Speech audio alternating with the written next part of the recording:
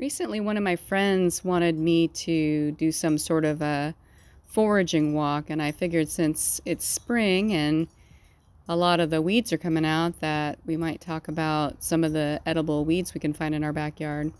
I like this book. I took a class from this gal. She's really neat. Taught at the Grub through the Olympia Food Co-op, and it was nice because a bunch of students got together and we took a walk, learned about some of the edible weeds, picked them, and made a salad and a little stir fry out of the things that we foraged. But this book is great. Talks about the ethics and locations of foraging and the nutritional content and how to prepare these, medicinal type of herbs and weeds that we can find in the backyard. It also talks about some dangerous lookalikes. There aren't too many of them, but I definitely recommend that whenever you're foraging, that you make sure to pick in places that are obviously legal to pick in, and you want to make sure not to eat directly from places where animals might have defecated. Make sure to rinse, and make sure to be careful whenever you try any new foods. You might have allergies, or there might be actually something that you pick up that is toxic. So do your own research, but I hope that this is a quick little informative session for you. So I think we'll start off here with one that's called nipplewort. And essentially it grows kind of in a cluster here. And it's got kind of like little legs there and little arms and a little head. This is pretty good in salad. Most of these edible weeds are just highly nutritious. There's so many minerals and nutrients, especially because we're not purchasing, these types of foods from a store where crops are regrown in the same soil and they become devoid.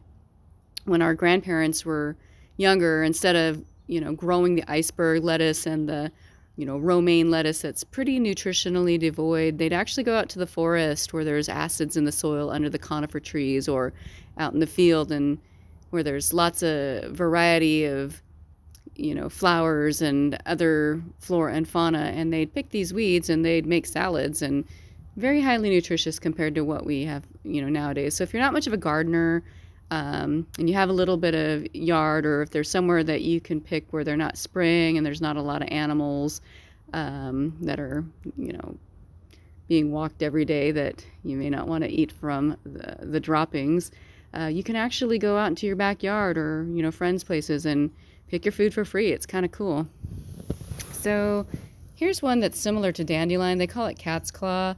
You can see that it has on the leaves here a little bit of striation, but it's not quite as defined as like what dandelion is. It has similar nutritional properties. You can also see, of course, you can almost find this anywhere, clover. Clover is very, nutritious and very sweet. When it starts blooming, you'll see the little white or purple fluff balls, and those are really great and pretty to put in salads.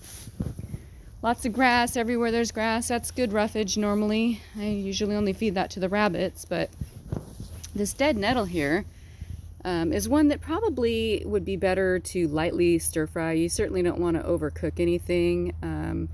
The higher temperature you use, the more likelier to destroy the vitamins.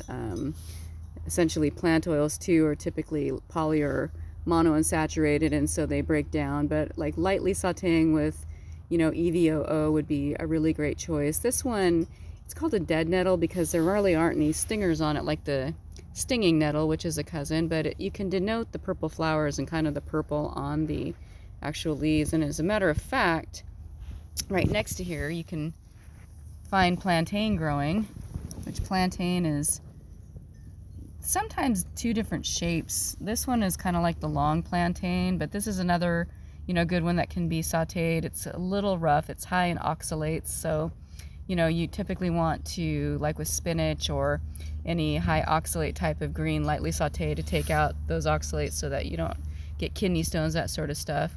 But there's also a plantain that has a little more rounded leaf. Maybe we'll check that out later. That's another good weed. But right next to it, I noticed that there are stinging nettles. Actually, I see some over here growing in my pot, and these are so nutritious. These are great for people who have arthritis and inflammatory diseases. Certainly if you touch the stinging nettle, because of the little pokers on there, it's going to hurt.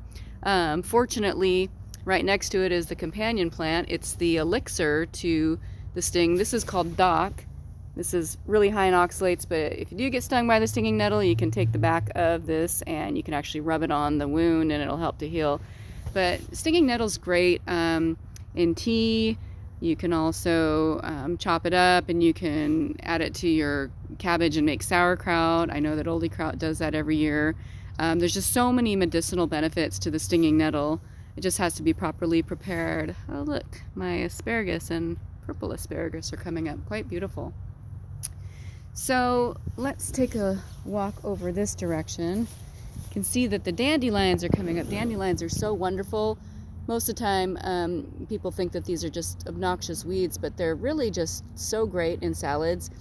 Dandelions are really bitter, and so they help you to salivate and create, enzymes to break down your carbohydrates, and they also stimulate hydrochloric acid production. But most of the time when you maybe go to like the food co-op or wherever, you can buy the dandelion greens, and right here you don't see them right now, but at this time of year the greens of the dandelion and the flowers are probably the most nutritious part of the plant because that's where the energy is going.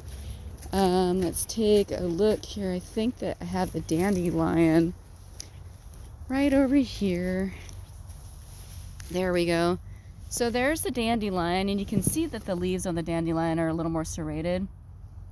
At the end of the season, towards fall, you can actually pull these up. You might need something to kind of dig underneath there, but dandelion root actually makes amazing tea, and it's so cleansing to the liver. You can just dry it out in your oven and then, cut it up or mix it up and make it into kind of like a coffee. It's really wonderful.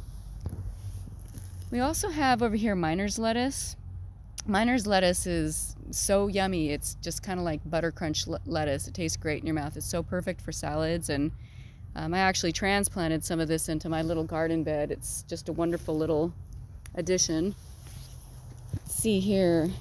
I noticed over here that we also had,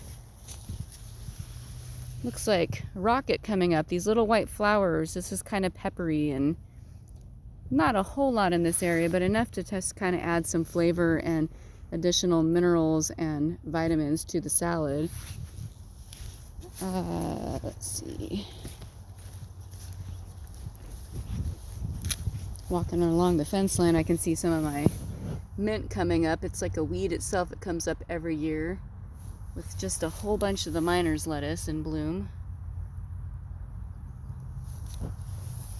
And as we walk this way, I can see that my sorrel that I purchased from the garden center a few years ago is actually coming up all over the place. It just decided it wanted to transplant itself over here.